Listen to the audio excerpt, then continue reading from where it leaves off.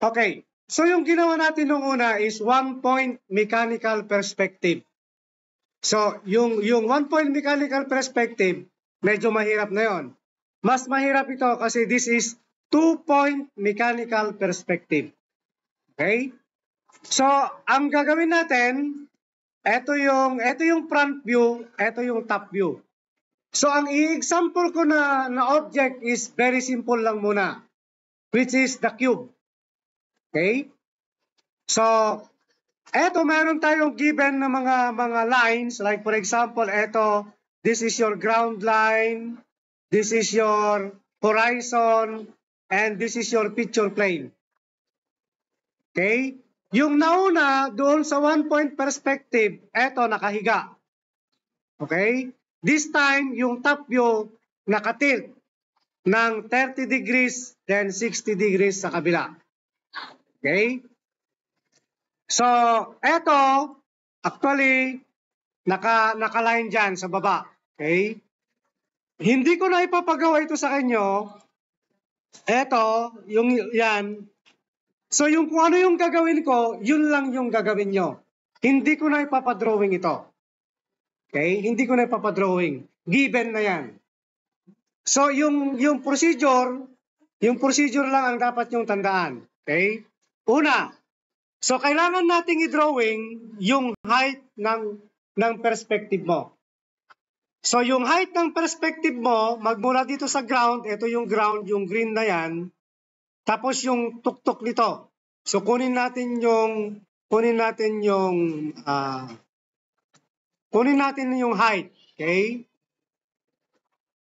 So eto magmula dito hanggang doon. That is our height. Okay?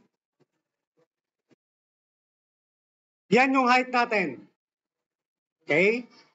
Kung ito yung ground line, kasi lumampas dito yung 30 degrees na yan, ito yung vanishing point mo. Dito magsisimula yung vanishing point. Hindi dito sa baba. Dito. Yung vertical line na yan, kung ano yung meeting point ng ground line na yan, doon ka magsisimula. Okay? So, para mas maintindihan ninyo. Okay? So mag-vanishing point tayo. Okay? Kunin natin dito. Eto, magmula dito sa my height na ginawa natin kanina. Ginawa ko ito sa AutoCAD para mas madali ninyong maintindihan. So eto naman, doon ka that is what we call the right vanishing point. Okay? Right vanishing point. Eto, i-project mo rin sa kabila hanggang doon.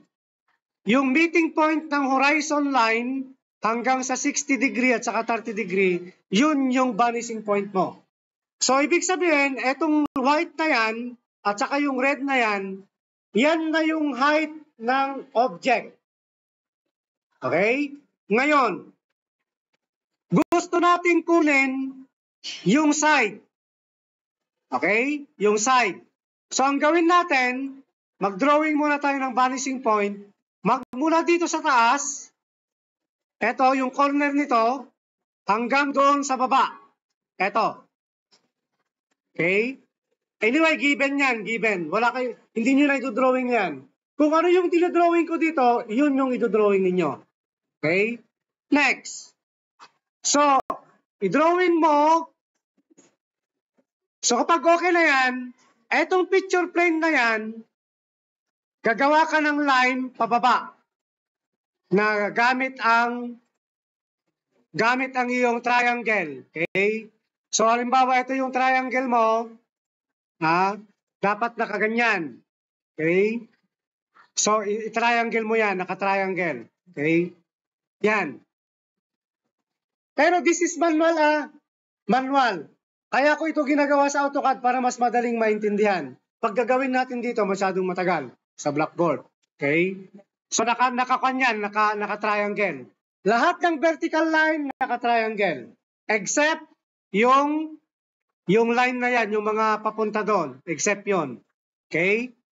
So, alisin muna natin yan. Yun yung gagawin ninyo. Okay, alisin natin.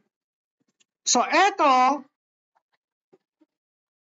Makikita nyo dito, etong point na yan, gagawa ka ulit ng line. Eto, papunta dito sa may vanishing point or dito sa may right vanishing point. Okay? So actually, yung side dito, pagkaluin natin yung line na yan at saka line na yon, eto ang magiging itsura. Okay? So visible line tayo. Okay? So eto na yon. Magsimula dito, click mo yan, maggagawa ka ng line hanggang doon, then hanggang doon, papunta dito, then hanggang doon sa baba ulit. Yan na yung side mo.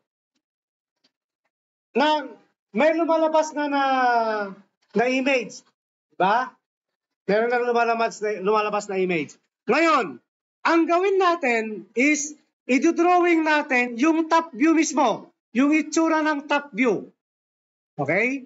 So i-drawing natin yung top view. So vanishing point tayo ulit. So etong line na to, papunta natin doon sa vanishing point, left vanishing point. Okay? Para makuha natin yung size nito, gagawa ulit tayo ng line, magmula dito sa corner na to, papunta doon sa baba. Okay? Papunta sa baba. Nakuha nyo? Okay. Anyway, naka-record naman to. I-upload natin sa YouTube. Then, i-send ko na lang yung link. Panoorin nyo na lang ulit. Kung ano yung sinasabi ko dito, yun din lang.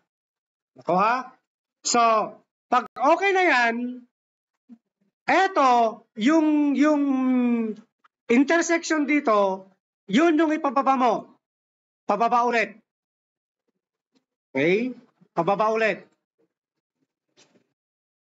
So, tapos, etong line dito, o yung meeting point dito, ipunta mo ulit doon sa may left vanishing point.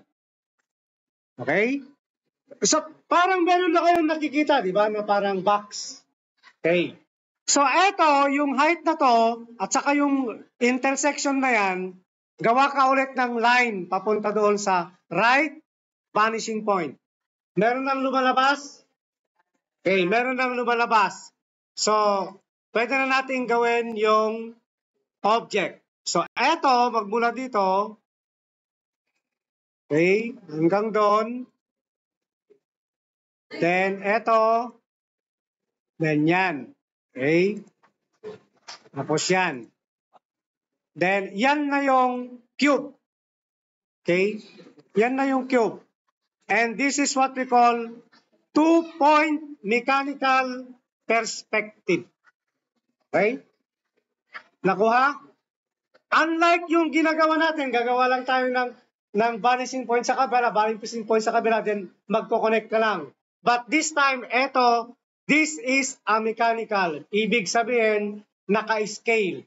Kung ano yung height ng front view mo, yun yung height ng perspective mo. So, ganyan yung pagkuha ng two-point mechanical perspective. Pero, ang gagawin ninyo, manual. Okay? Saka ko lang ibibigay ito kapag tapos na yung one-point perspective. So, pwede nyong balik-balikan ito sa YouTube.